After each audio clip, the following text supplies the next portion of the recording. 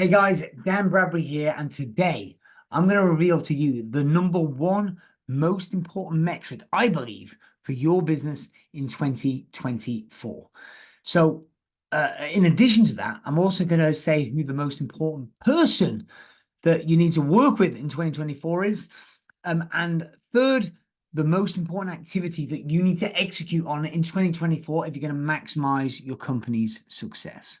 So, I think these three things hold true for B2B businesses, B2C, service-based businesses, info businesses, product-based. Really, I believe it will apply to your business. So regardless of your industry, these three things are critical across all types of businesses. So let's get started with the most important metric for business in 2024.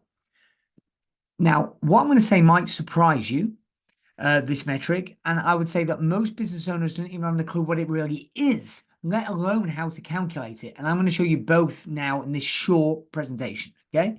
So the number one most important metric is the value of your business if you were to sell it now. What is your company's valuation?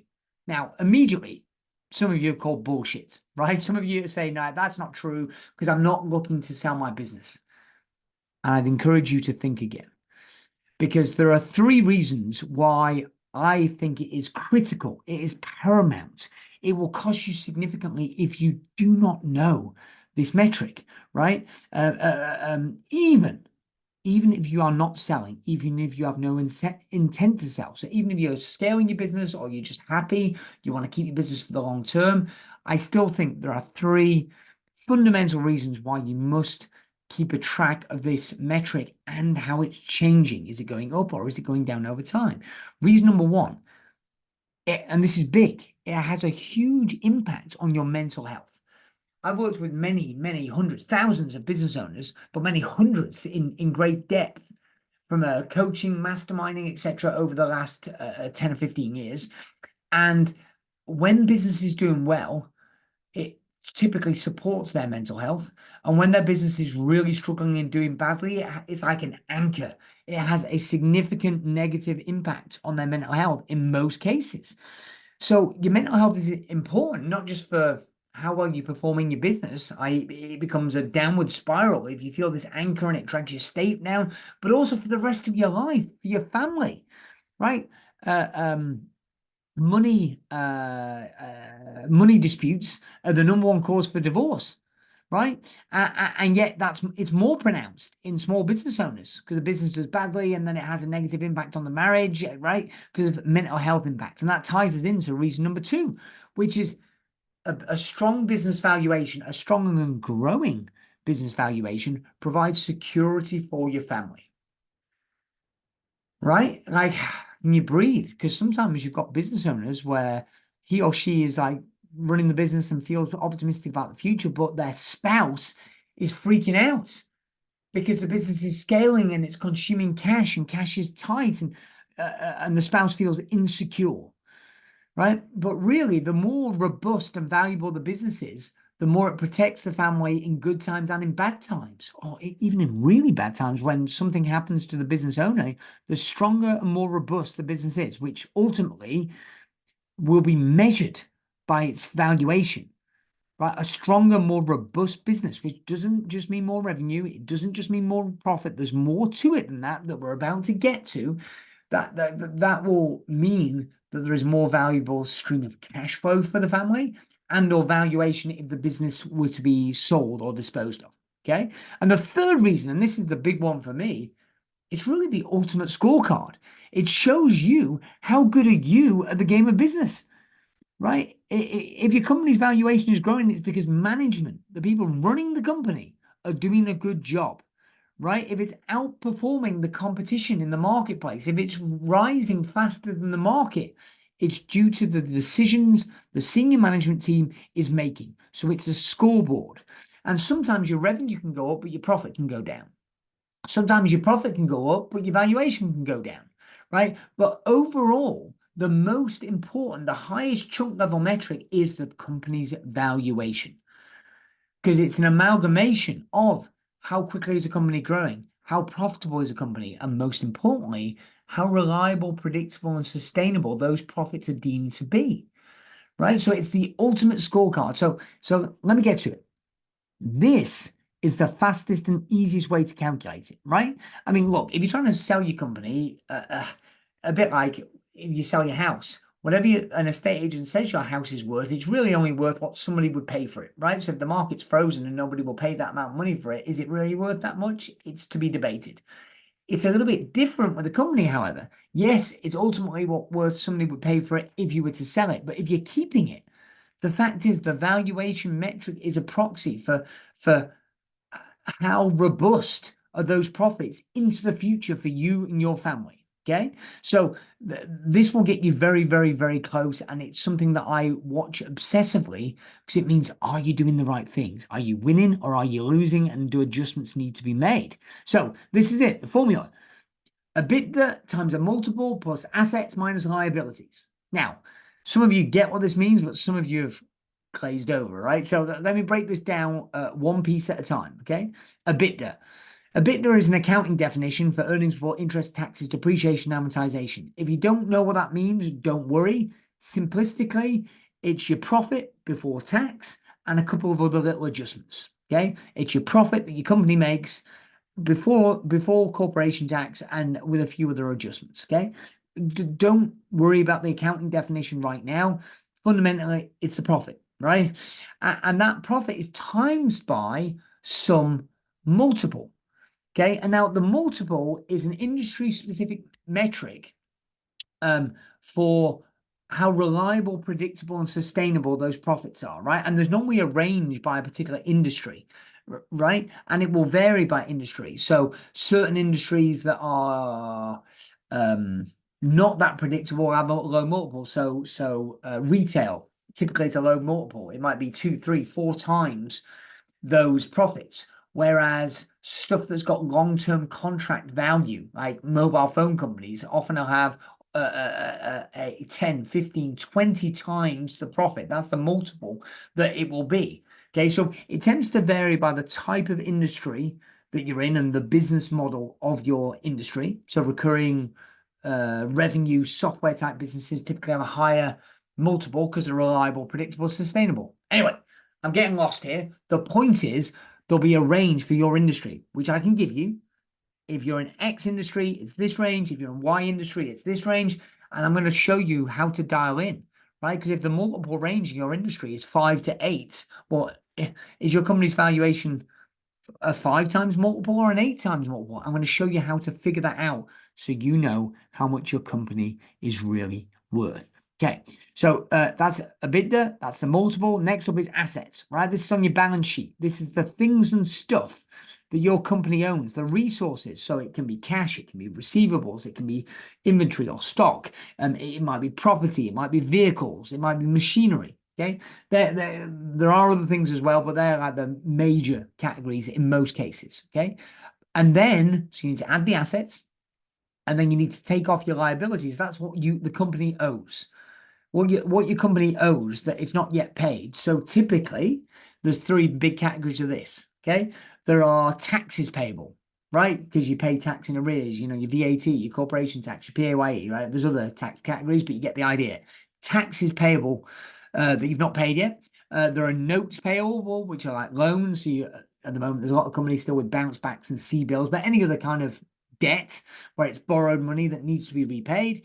And then there's suppliers payable, right? So this can include payroll, like, you know, if you're on the 28th of the month, you've had a load of employees for the first 28 days and you've not paid them that pay yet because it's not payday. But the fact is, you do owe the money, right? You will owe a full month's pay in a couple of days' time, right? But also you've got contractors, suppliers, etc. So it's your EBITDA times by multiple plus your assets minus your liabilities. Okay. Now, of all those things, your assets and liabilities are on your balance sheet, but your profit is found on your P&L, but the multiple is the one that's not found on any typical on your financial scorecards that your accountant gives you. Okay, so let me give you an example with easy maths, and then I'm going to show you how to do it for your business. Okay, let's say you've got a company, let's say it's a retail business, which, as I said before, has a low multiple, which has 5 million in revenue, it has 1 million in profit, I mean, that'd be very high for retail, but let's just stick with that example for now. And so the range for a lot of retail solo site will be 2 to 4 times multiple range. Okay. So let's say this business also doesn't really have many in assets, and like the balance sheet cancels each other out. So you've got 1 million in profit times by a 2 to 4 multiple range, plus assets of 100 grand minus liabilities of 100 grand. That would give you a valuation of 2 to 4 million pounds. Now, here's the point. The difference between having a £2 million business and a £4 million business is huge. So of the 4 things in our formula, 3 of the 4 come off your financial scorecard, your balance sheet and your P&L, okay? But the one that changes the valuation radically is the multiple, like where you fall in that range. So I'm going to give you an example to show you why there is a range, and then show you how to dial it in so you know what your company is worth. So here's 2 different businesses, each making $1 million in profit. Okay. Business A is an influencer. Okay. So this influencer, let's say she's got, millions of people following her on TikTok and Instagram and YouTube, etc. And her profit is $1 million. Her revenue might be 1.5 million, and she spends $500,000, so she's got $1 million in profit. Okay, before tax. But she doesn't have any assets and liabilities, because over time she's organically built up these large followings. So she's paid all the tax that she owes. She's got no debts. So she's got no liabilities, but she's got no assets because she spends all the profit that she makes, right? But she makes $1 million a year. Okay, that's business A. Business B, however, is a property company that makes $1 million in profit from before tax from its rental properties. It's got 10 million in assets. Let's just pretend that's all property, and 10 million in liabilities. Okay, let's just pretend that's all mortgages. Now, clearly, it can be different categories, but I'm keeping keep this example simple, right, to make the point. Okay, the point is both business A and business B have balance sheets that even out to zero, i.e. their net assets or their equity, depending on which term you want to use, are zero, because the assets equal the liabilities. Okay, and they've both got the same profit. They're both making $1 million in profit. All right, but one of these businesses is worth significantly more. Which one? Well, I would think it'd be relatively obvious. The one that's worth significantly more is the real estate or the property business, right? It wins by a mile because it will keep churning out the profit even without the owner presence. It's a machine that just works. Whereas the influencer, if she gets sick or she gets deplatformed, let's say all her followers were on one platform, like YouTube or whatever, if she got deplatformed, which has happened with plenty of influencers, immediately all that profit's gone. So the business is significantly less stable, so it's worth less money. But the property business, if it's got, all these properties, right? If it's got hundreds of properties that make up this portfolio, if it loses tenants, right? It doesn't matter, because it doesn't significantly, no one property loss. If one property burns down and now can't be rented out, it doesn't overwhelmingly disrupt the portfolio. So it's much more stable. Okay, it's less dependent on the owner, and that makes it more valuable. So think about it this way: the less dependent the business is on you, the more money it's worth. Okay, whereas the more dependent upon it is on you, the less it's worth. So the more stability you can create in your company, the less it's dependent upon you, the more your business is going to be worth. So I personally I've been in business about 20 years, and I've bought and sold over a dozen. I said over 20 years. I didn't really start buying and selling until I was 3, 4, 5 years in. So I've had at least 15 years of buying and selling different companies, and 20 years in business. And I've developed a formula that not only accurately determines the multiple, but also I'll show you how to get it to the maximum end of its range. But before I tell you what it is, I first want to deliver on my promise to reveal to you. I said the most important metric right back at the start, the most important person, and the most important activity. Okay. No surprise, the most important person in your business is you.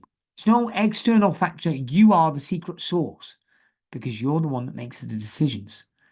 You're the one that decides to hire, when to fire, whether to go down route A or route B, to launch new products, to advertise in different places. Right? You're the one that makes the decisions about whether or not the company is going to win or lose. So you are the most important person, because you're making the decisions. So how do you cultivate your brain so you make better decisions in the future. Whether or not you outperform your competition or not is going to be dependent upon the decisions that you make. And so, therefore, I put it to you that the most important activity you can do is to make the decisions that drive the value of your business, okay? And make it less dependent upon you. The less dependent it is on you, the more valuable your company is. The more stable your company is, the more valuable it's going to be. The more your company is growing, the more valuable it's going to be. And it's all going to be driven by you. So the most important metric is your company's valuation. The most important person is you, and the most important activity is making the decisions that drive up your company's valuation. Okay, so here's the system that I've developed, right? And it's at its root, it's based around um, maximizing your multiple, right? Because the four things that create your company's valuation, but three of them relate to your financial statements, your balance sheet, and your P&L. The fourth one, the one that really drives it, the holy grail, is the multiple. And the multiple is calculated across 6 different areas of your business. Okay. So you've got to level up, improve, strengthen these 6 different areas of your business. They are finance, legal, marketing, sales, operations, and people. In other words, how you keep track of things financially and how you financially run the business, your legal protections, etc., your marketing systems and your lead generation, how will you close and convert those to sales and your sales throughput, your operations, how you deliver the products and service and keep maintaining your gross profit margins, and your people, the team, the strength of the team. And that's both internal, your employees, and external contractors. Okay. So they're the 6 areas of your business. And if you want to get them the highest possible multiple and the highest possible value, you need to score each of these areas, right? And I've got a scale of 0 to 4, and you need to basically be at a level 4 in each of these 6 areas. Okay, so you need to level up in each of these 6 areas, and there's a system, a methodology where you can pinpoint where your company currently is in each of those 6 areas. You're level 0, 1, 2, 3, or 4, because you're only as strong as your weakest link. So a mistake that happens all the time is, somebody's really epic at sales and their company really sells well, and they try and make everything better just with that one hammer called sales, sales, sales, but they're really weak in terms of operations, or they're really weak legally. And of course, wherever your weakest link is, that's where you get exposed, right?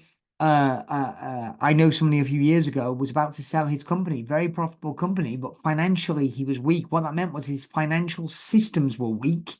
And sadly, he was within months of closing for a multi-7-figure exit. And his finance director, we'll call it, senior finance manager, defrauded him of £1.7 million, which meant rather than get a multiple 7-figure exit, he ended up putting the company into liquidation. It was an absolute train wreck because his financial systems weren't robust enough. Equally, legally, sometimes you have really profitable businesses, but their legal protections are weak and somebody goes and sues them, right? Or their operations fall apart, or all their marketing, all their lead gen comes from one platform. They get deplatformed, all their lead gen goes away and the company grinds to a halt. You're only as strong as the weakest link. Okay. And so I've developed a system that allows you to get scored in each of these 6 areas. And I put it into a simple software tool, and I'm going to give you this formula away for free on the 30th of January. If you follow this formula, it's not only going to diagnose for you, right? But it'll help you maximize your multiple. It'll maximize your multiple. It'll maximize your profit. It will create more stability in your business, and it'll make it less dependent upon you, which means it's worth more if you sell it. But even if you don't sell it, you know what? You're going to make more money and with less stress. And to celebrate the launch of this tool on the 30th of January, I'm also simultaneously having a workshop to guide my best clients, my private clients, my mastermind members who pay between £14,000 and £60,000 per year to be part of my different level groups. I'm going to walk them step by step through the process to use the tool and how to apply it to their business to decide what to do. Okay. This workshop is going to be on the 30th of January, 2024 at Warwick Conferences. But it's for my members, but I'm also going to have 10 guest spots available if your business is doing in excess of 500,000 in revenue. So you're already established, you're already up and running, you're profitable, you've got at least 500,000 in revenue, and you're looking to scale. Ideally, you'd be 7 figures in revenue, and looking to scale. Okay. It's not one of those workshops. While all my clients who are in my ongoing programs are going to be there, I'm not selling these guest spots for £5,000 a ticket, like one of these premium seminars.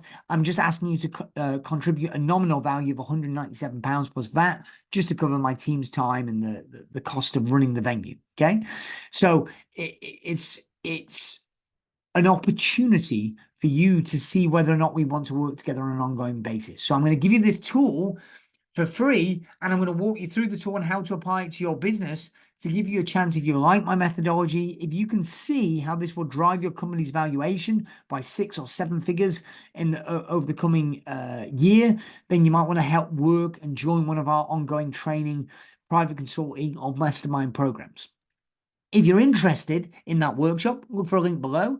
Or it'll be in the description of this video, and we'll send you more information. But if you can't make it or you don't want to, just keep an eye out on the 30th of January anyway, and we'll give you your free access to this tool. You just won't get the step-by-step guide along with it. So either way, get the tool on the 30th of January. But if you want to know more about the workshop and have us walk you through it and hold your hand through it, check out the link below. That's all for today. Remember, if you want a better business, you need to be a better business owner. Bye for now.